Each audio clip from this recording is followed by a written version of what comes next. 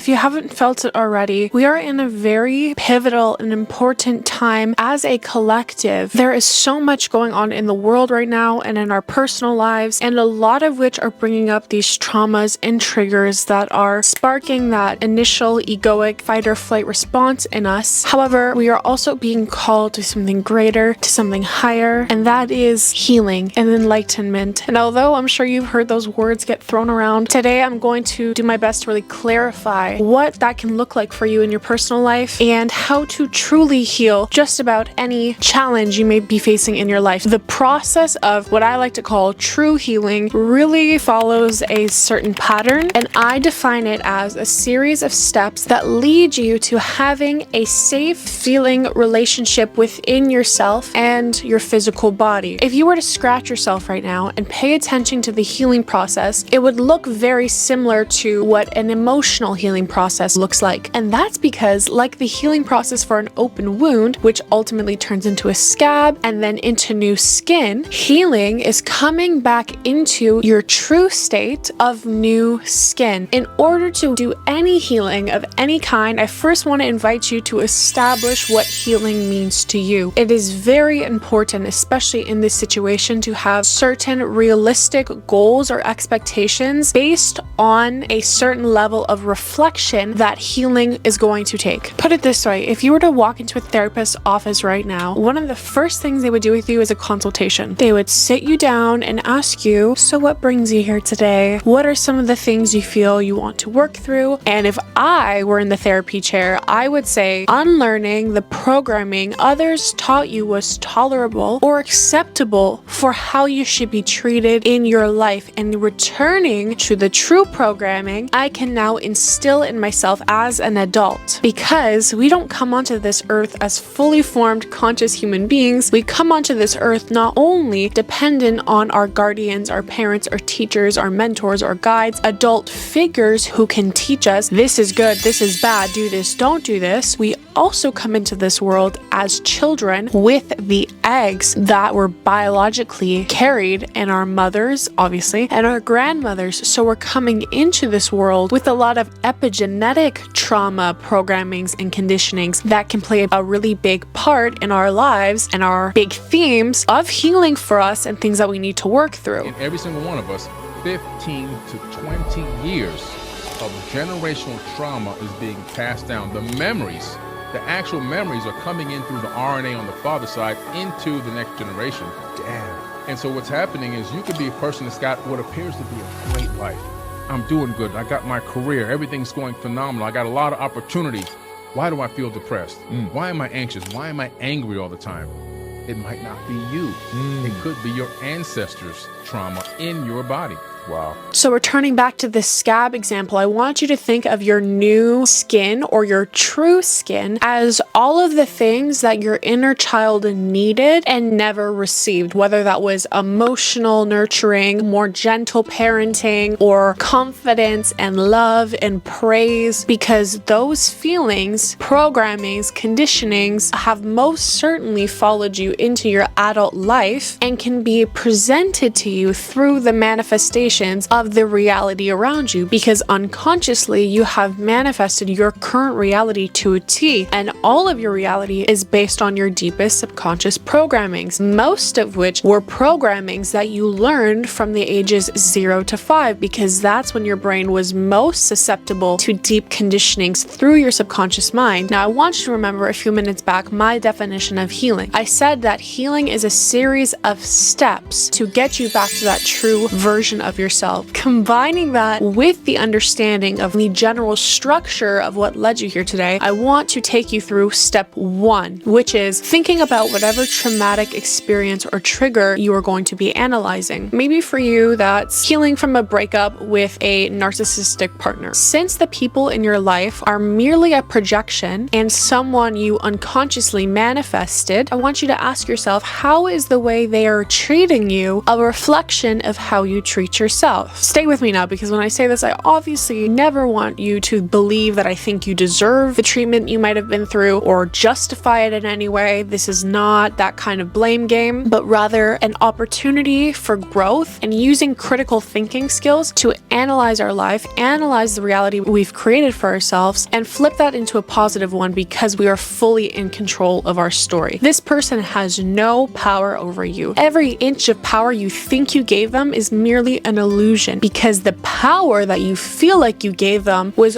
only the power that you hold yourself and valued in that other person. I actually, before filming this video, saw this really great example on TikTok. It's basically talking about a woman who is about to be divorced because her husband is cheating on her. She's using this opportunity to take herself out, do some self-care, spend her joint money together while she still has it. And one of the things she explicitly mentions, which I think really sticks out to me, is the fact that spending this money on herself feels extremely uncomfortable. So I can only imagine it's not something that her partner does for her, because it's not something that she feels deserving of internally. It was never a treatment and level of respect she showed herself. Therefore, it was never something she looked for in that relationship. If you respect yourself and if you spend money on yourself, you're not going to accept a partner that doesn't meet you at that level or up you in terms of how much he will financially support you, take care of you, make sure that you feel beautiful, and prioritizes spending money on your mental health, self-care days, pampering you, all that stuff. And so because of how invested he is in you, and because of how much he values you and respects you and can see that you are such a beautiful, taken care of, put together woman, he won't be the type of man who is insecure and needs that external validation and needs to cheat on women, let alone has that value at all. He's probably a man that finds that completely immoral. My heart goes out to you truly if you were put through the ringer by any kind of man, but really sit down and ask yourself, without judgment, without blame, why did they treat me this way? And why did I allow it to happen? Is there a connection between their patterns and behavior and my patterns and behavior? Is there a parallel to the way they treat me to how I treat myself? For me, with my ex-boyfriend, he became very controlling, obsessive, needy, clingy, emotionally insecure. He had a very anxious attachment style, whereas I think at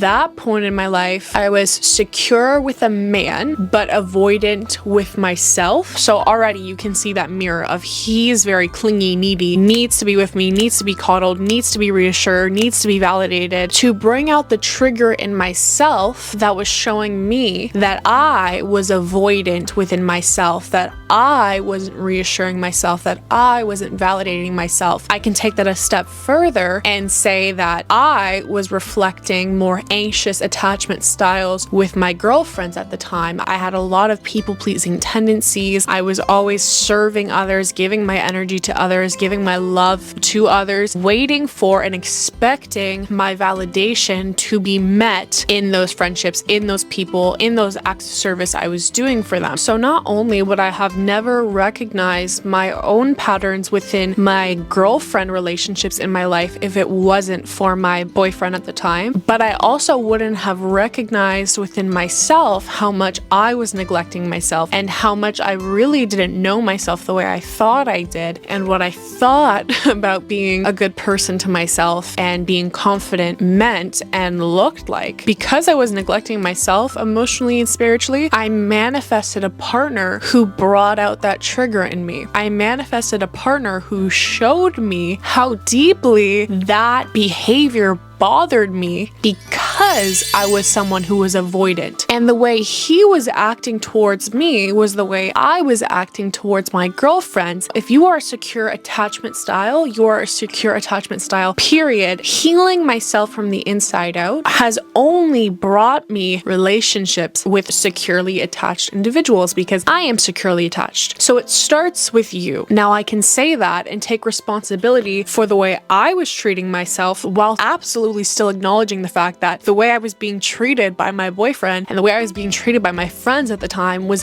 absolute shit.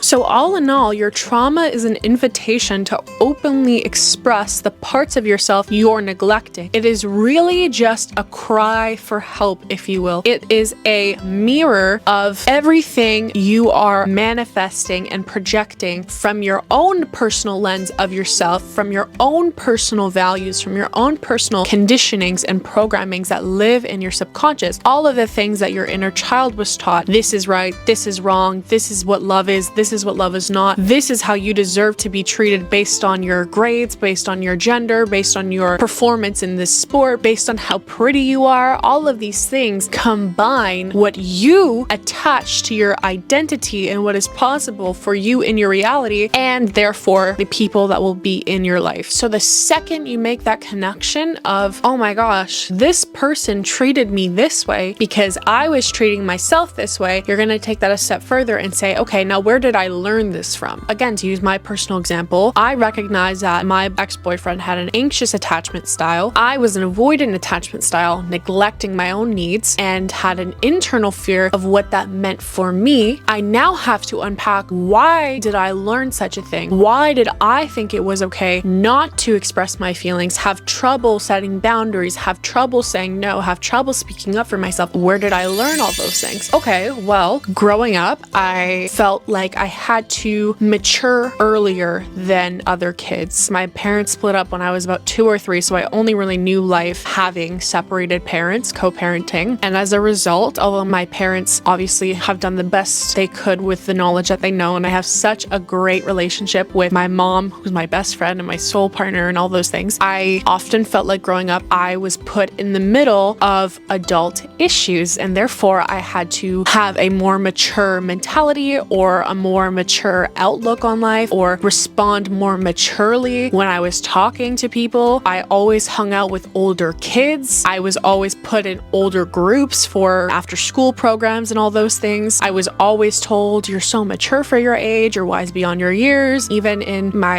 immediate family, I always felt like I had to kind of have this tough, stronger headspace, especially, being raised by a single mom. And then after me, she had my sister, and she was raising the two of us on her own. Already, that's like an overwhelming amount of burden to carry. And so I often just felt like I had to be tough so that I could keep my family together in a sense. I also think that I was kind of like the mediator, if you will, between my family. I get along with all my family members, even when they don't get along with each other. So whenever I was around arguing, I always kind of felt like, one, because I was this mature child who could handle mature conversations, I would help mediate those arguments, or two, because I got along with everybody, my presence being in the middle of everyone in their dysfunction at times would keep things at bay. And so I was never really exposed to many environments where I felt like it was safe for me to show my emotions. More specifically, whenever I felt sad or felt neglected or altogether vulnerable, any emotions that put you in a position of vulnerability, those weren't emotions that I ever felt like I had the time or space to share them, because I was always kind of caught in the middle of more adult matters, or it wasn't welcome because my mom was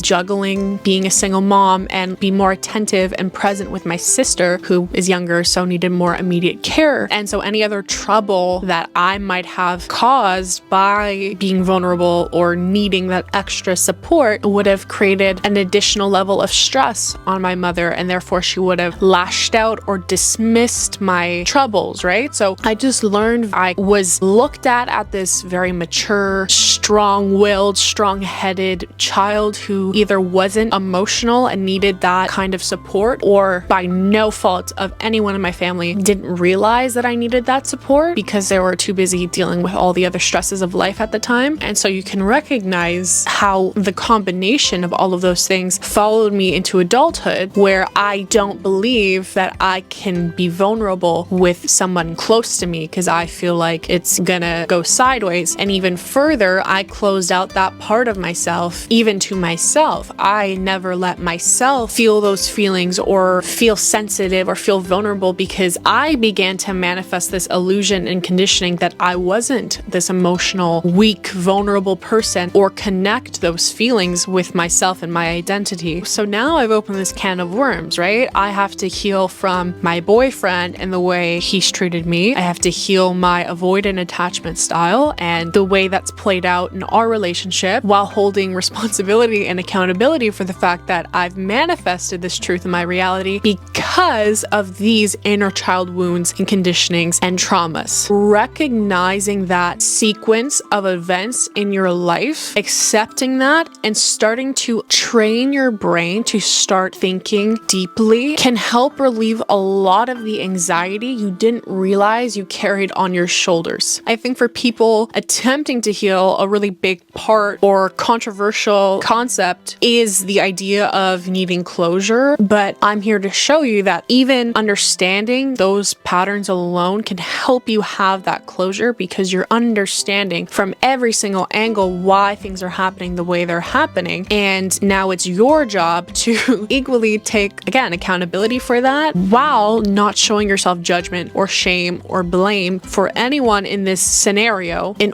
order to really heal through that. The next series of events I really want to touch on is not learning the same lesson twice. Because as we know, we manifest our whole reality based on our subconscious mind. And if you don't take yourself through this process, which can be very emotional, very challenging, have so many highs, so many lows, and will honestly be the most difficult but rewarding journey you're going to take yourself through, you are going to repeat these habits, these triggers, these patterns until you learn your lesson. Some people go their whole life without ever learning any lesson. They just repeat the same pattern over and over and over again. And the very concerning, dangerous, and unhealthy part about that too is they start to get caught in this victim mindset of, oh my gosh, I want love so bad, but every time I attract a jackass, why can't I ever find the one? When am I gonna ever find the one? It's been so long. Why is this still happening to me time and time again? So the longer you don't recognize the part you play in your reality, the harder it's going to be to dig yourself out of this hole. It's just gonna keep going down, down, down, down, down, down, down. And eventually, where most people start their healing journeys at rock bottom. But if you are in Deluluville and don't ever reach that rock bottom, just feel like people are pushing you continuously down, down, down, down, down, and there's no ending to it, how can you really get yourself out of that hole? Because it's infinite. You have not reached the rock bottom. You just keep going down and blaming the people above you. And so in order to avoid that absolute chaotic mess and go your whole life aging without ever maturing, we're gonna take ourselves step by step through this healing process, which again is just a sequence of events that teach yourself how to unlearn and detach from all of the programmings you learned and learning all the ones that truly benefit you, that truly work for you, that are truly the ones you need, because only you know yourself best. So there are a few categories I like to put these different options and sequences of healing in. The first one is releasing. Releasing can be crying. Releasing can be shadow work journaling. Releasing can be talking to someone. I would advise obviously a professional in this scenario. Releasing can be a cord cutting ritual. So whether that is through visualization meditations, you visualize yourself and this person attached by an energetic string, and then you physically watching yourself cut that energetic cord in your mind and walking away from that person, leaving all your trauma, your triggers, that energy behind in the past with that person. Another good one I've personally done that I remember was me being in this beautiful garden, which looks like my dress. And I had this red backpack on my back that was very, very heavy. And inside the backpack were all of these really heavy diamonds in them. And I was carrying this weight on my back. And as I continued my journey, I watched myself take out the stones one by one. And I think ultimately I just fully took off the backpack, dropped it in the middle of this garden, and continued walking along my path and never looked back at that backpack. You can also do it physically. The most common way I see it is with two candles beside each other and there's a string or yarn wrapped around. You set your intention. This is me. This is this person, or this is me and this is this energy I no longer want to be associated with. Light the candles, watch them burn, watch the cord literally sever between them, and then just let them obviously burn all the way until they're done. Be done with it. Another releasing ritual can be doing your shadow work journaling and then burning it and just watching it literally turn into ashes and transmute that energy into love and light. Do which one you see fit. My personal recommendation is honestly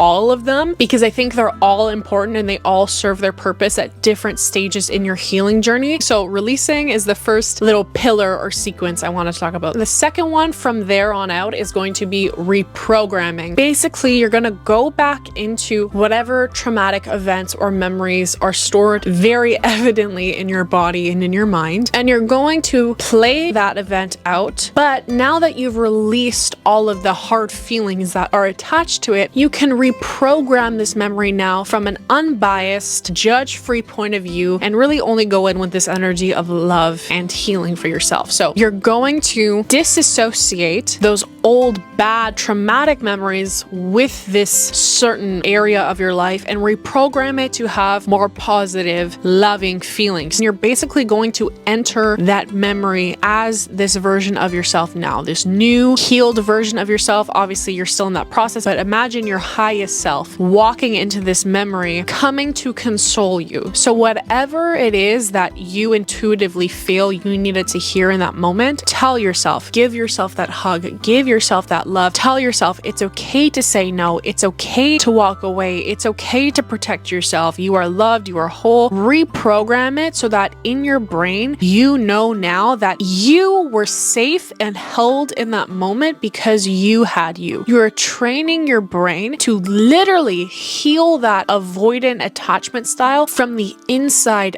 out, because you are now creating that trust within yourself and showing to yourself that you can be vulnerable and still be safe because you have you. So you're communicating that trust within yourself, and because your brain doesn't know the difference between what we consider reality versus what we create in our mind, it will physically and chemically alter your DNA and your biology. So you are literally healing your body from the inside out, because that past energy, that traumatized energy, is no longer a wired connection in your brain or in your body. You are now rewiring your brain to think differently and have a different feeling altogether towards that certain situation. Another really great way I like to reprogram traumatic memories for myself is visualizing whether it's myself or the aggressor as the child version of themselves. So I've done guided meditations where I'm surrounded by this body of divine white light that's protecting me, so I know I'm safe, I'm secure, no one's gonna hurt me, no one's gonna harm me. And then around me is this whole big circle of everyone that's ever done me wrong, everyone that's ever done me dirty, everyone that's ever hurt me, literally just visualizing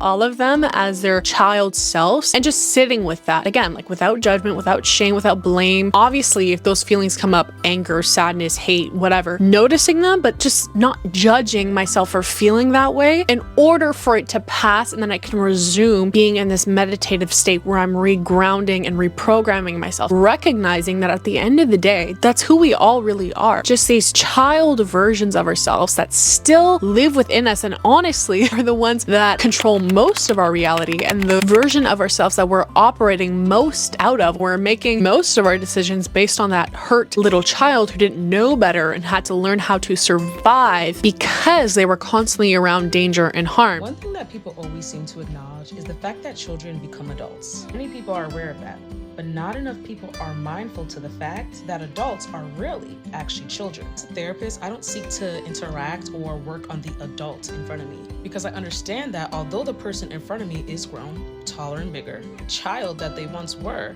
is actually the person that is occupying that body. Because we, as we stand as adults today, are just the combination of the things we experienced as children. Once we as a collective start to focus on the fact that adults are really children, we will start interacting differently. We'll become more understanding with each other, we'll offer more compassion, empathy, and assistance, and this will be the start of the positive change we hope to see in the world. We need to be interacting with our childlike selves instead of acting like we went somewhere or that version of us is gone, because it's not. In fact, it will never leave, ever. You are it.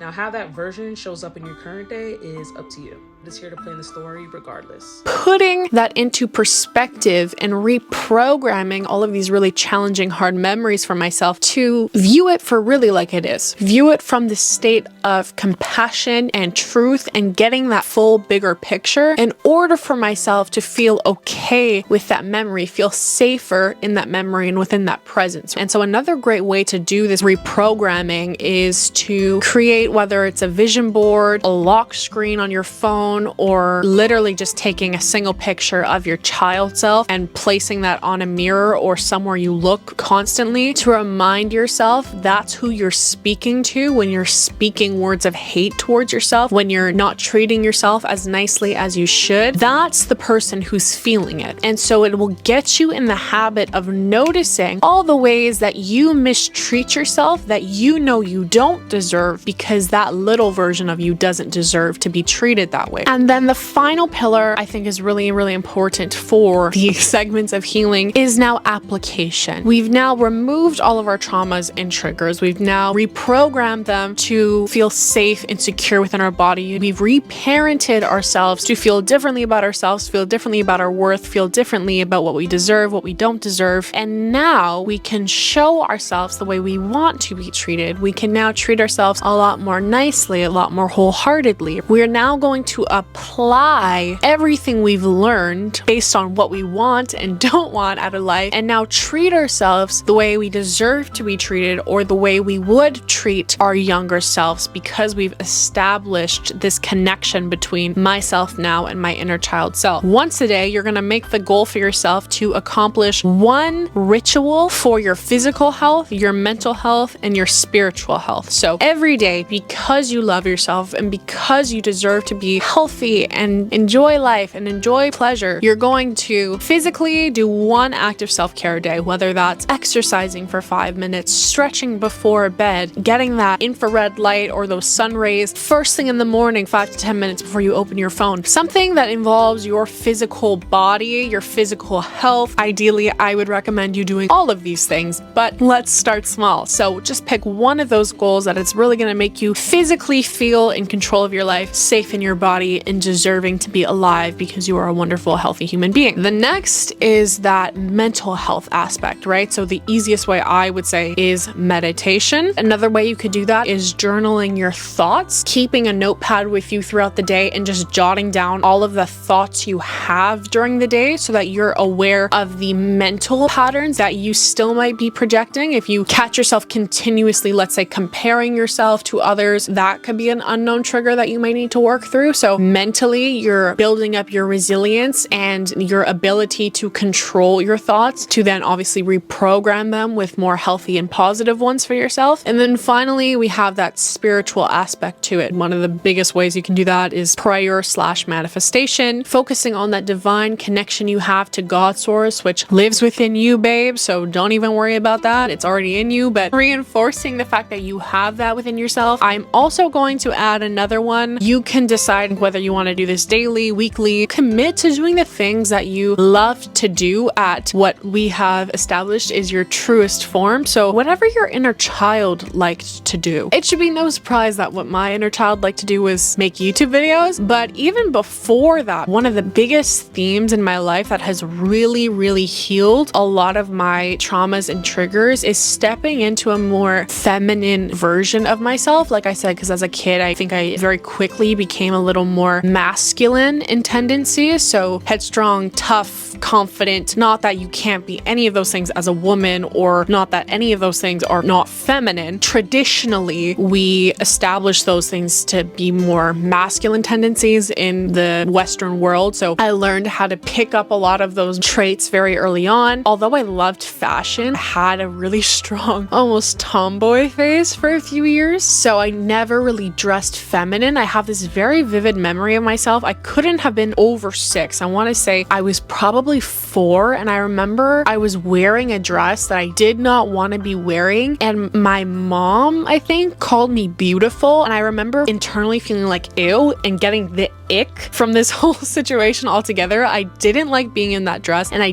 didn't like being called beautiful. And I was like, ew, I don't want to be that. So I've taken a lot of measures over the last year or so to really come into this more feminine, softer version of myself, which is obviously directly connected to this trauma pattern that I had to heal, which was understanding that it is okay and safe for me to be vulnerable and be softer and be emotional, which obviously I had associated somewhere along the lines to be more feminine qualities. So this whole idea of being feminine, vulnerable, nurturing, soft in any way, I didn't resonate with myself. I didn't respect, I didn't appreciate, didn't feel safe for me to do. I didn't want to do ultimately. And so I had to teach myself, not only can you be soft, you can also be very effing incredibly strong in that softness. You are completely safe to do so because the same biatch that was so headstrong all those years is going to be the person to make sure that nobody hurts you when you do want to be soft and vulnerable. So I now don't associate being feminine with any form of weakness, and I actually feel most beautiful, most confident, most authentic when I present myself in this way. And it's something that I deeply actually enjoy doing, and as a child I loved to do as well, because as much as I just gave you this whole spiel about how I didn't like to feel beautiful and girly and feminine, I always enjoyed being the center of attention because I was very confident and outgoing. So I loved putting together like extravagant outfits, over the top, being over the top, performing, show-stopping, energy, all that stuff. So curating different outfits for me, literally day to day, me being the most overdressed person in the general public is my pride and joy. I just love the process of putting together outfits because it's a very creative process for me, and I found a lot of confidence in my creativity as a kid. So that's one big way I like to show that. Doing my hair, doing my makeup, that's all within the same realm for me. But then going deeper than that, a lot of the ways I present myself when I'm performing or curating this creative, confident energy has that feminine touch to it in whatever way I want that to be, right? Now, obviously I have to show you my dress. Isn't she divine?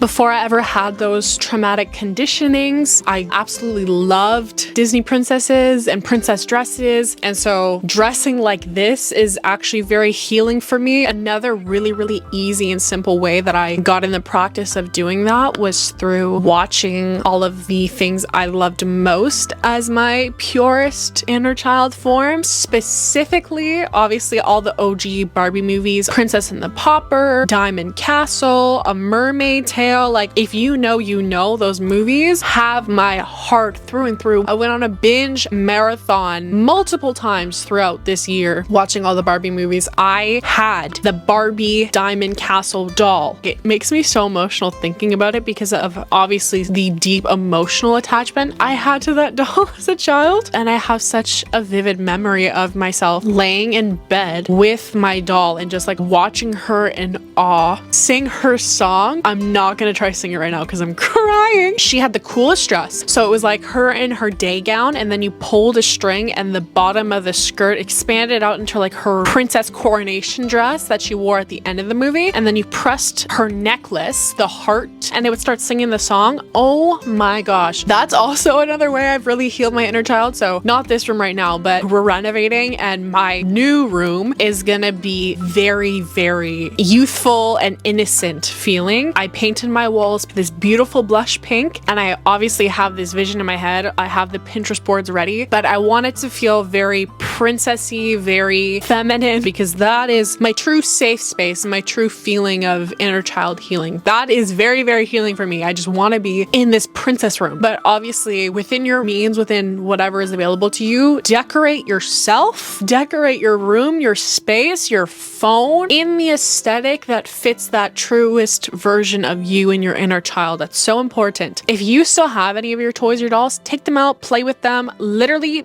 be your inner child. If your inner child, your truest form, loved art, loved to draw, scribble, like put yourself doing Oh my god, sorry, hold on. We're gonna do something really special because I just remembered I purchased this affirmation card deck a few years ago now, but it's all Disney princess themed. This is one of the best purchases I've made to date, honestly. It comes with 52 ways to celebrate inner beauty, courage, and kindness. There's 4 different prompts. I'm gonna randomly pull one of the activity cards because that's literally what we're talking about.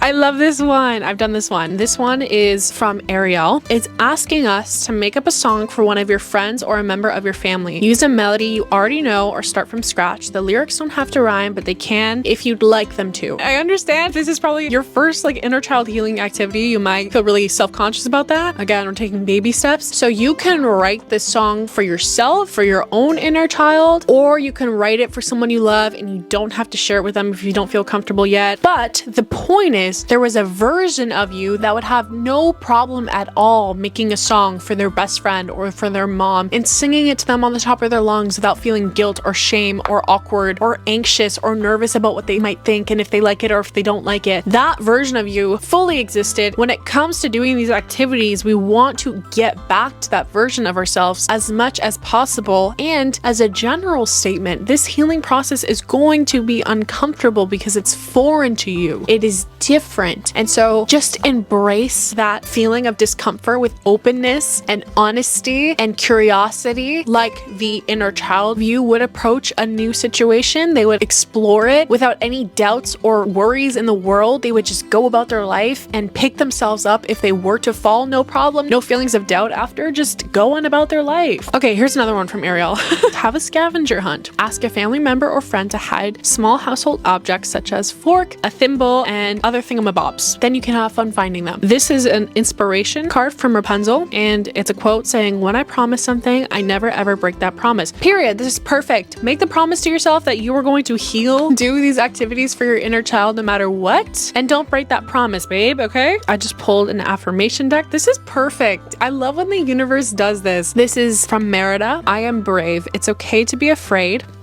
Being brave means feeling fear and moving forward anyway. Do you see how tapped in we are right now? Okay, and to close out this chapter, this is from Moana. My camera died at I guess the most perfect time. Miss Moana and I ask you what self-confidence looks like to you. Talk about it with yourself. More importantly, if you feel comfortable, leave it in the comments. Let us all know, what does self-confidence look like to you as we close out this beautiful video on healing. I love you 224. I hope this was helpful, beautiful, wonderful, touched you. I felt really, really good making this video, and I hope that it's resonated with you. And as always, I will see you in the next one.